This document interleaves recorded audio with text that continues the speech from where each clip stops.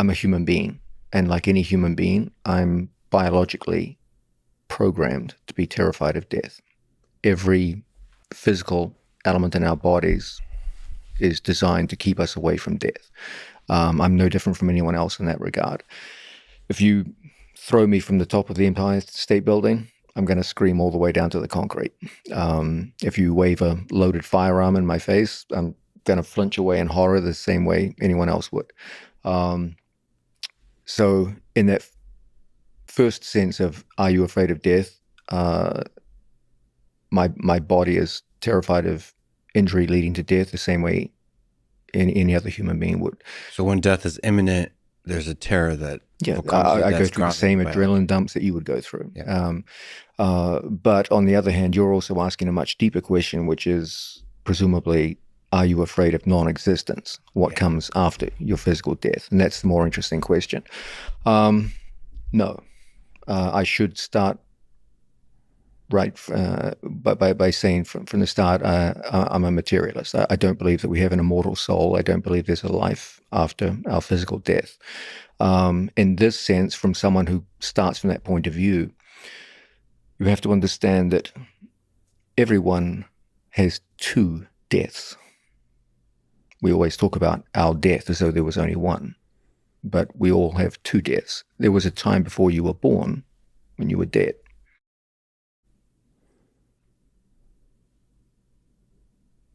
You weren't afraid of that period of non-existence. You don't even think about it. So why would you be afraid of your second period of non-existence? You came from non-existence. You're going to go back into it. You weren't afraid of the first. Why are you somehow afraid of the second? So it doesn't really make sense to me as to why people would be afraid of non-existence. You dealt with it fine the first time. Deal with it the second time. But your mind didn't exist for the first death. And it won't exist after you die either.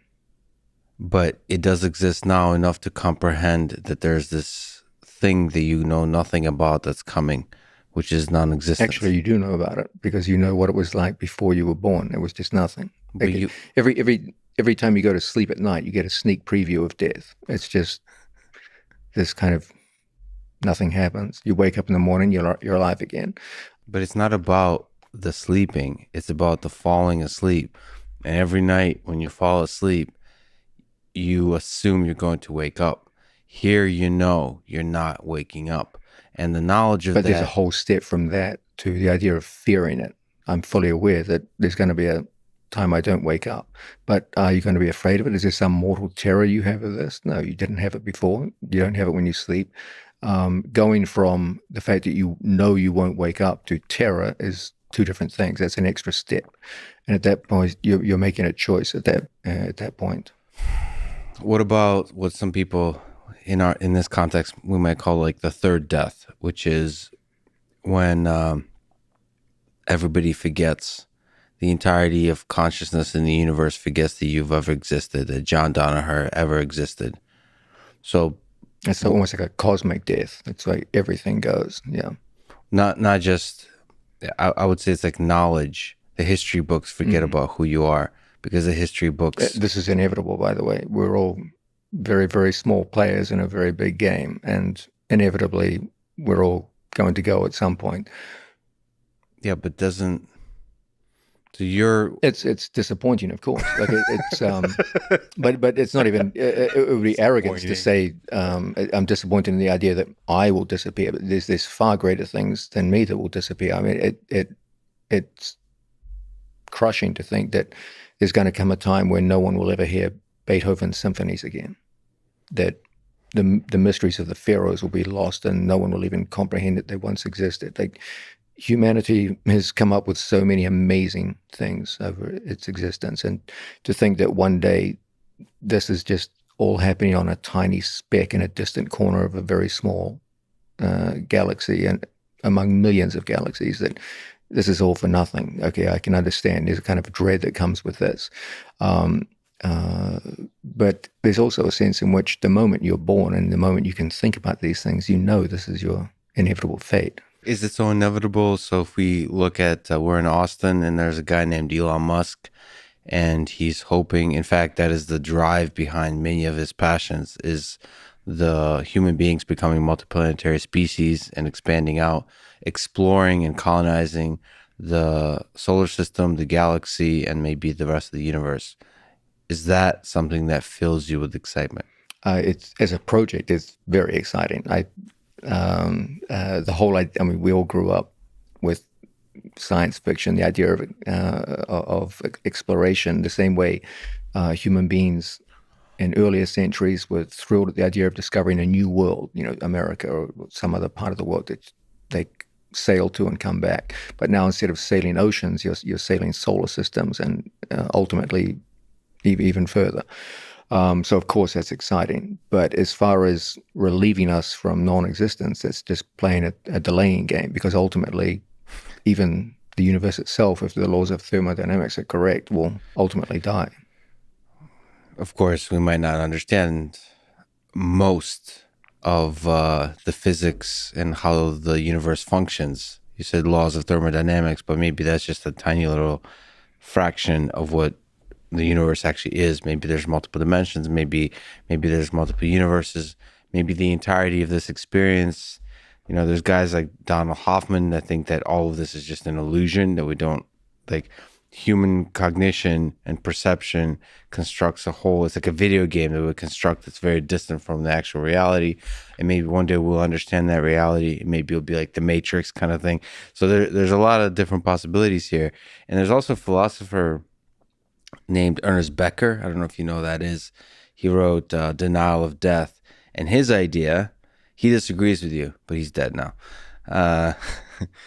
is that he thinks that the terror of death, the terror of the knowledge that we're going to die, is within all of us and is in fact the driver behind most of the creativity that we do. Exploring out into the universe, but also you becoming one of the great scholars of the martial arts, the philosophers of fighting, is because you're actually terrified of death.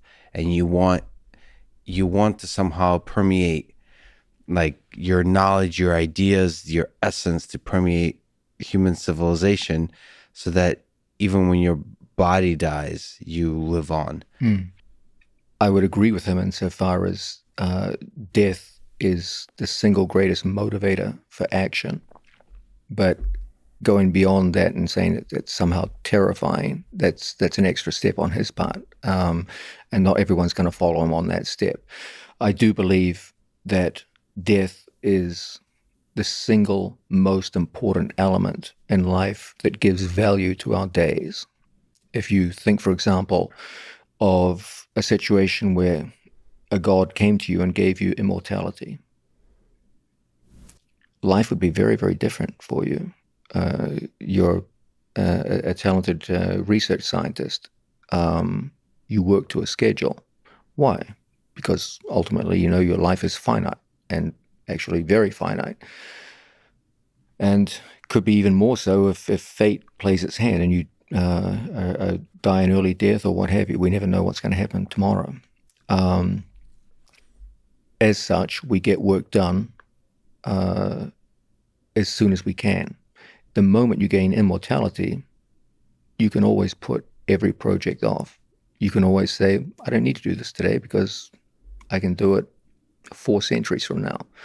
And as you extend artificially a human life, the motivation to get things done here and now and work industriously and excel fades away, because you can always come back to the idea that you can do this in the future. And so what gives value to our days is ultimately death. And value, it's not the only form of the reason behind value, but a huge part of what we consider value is scarcity. And death gives us scarcity of days and is probably the single greatest motivator for almost every action we partake in. It's kind of tragic and beautiful that what makes things amazing is that they end. Yeah, I think it would actually be a terrible burden to be immortal. You would, life would be in many ways very hollow and meaningless, I think. People talk about death taking away the meaning of life, but think immortality would have a very similar effect in a different direction.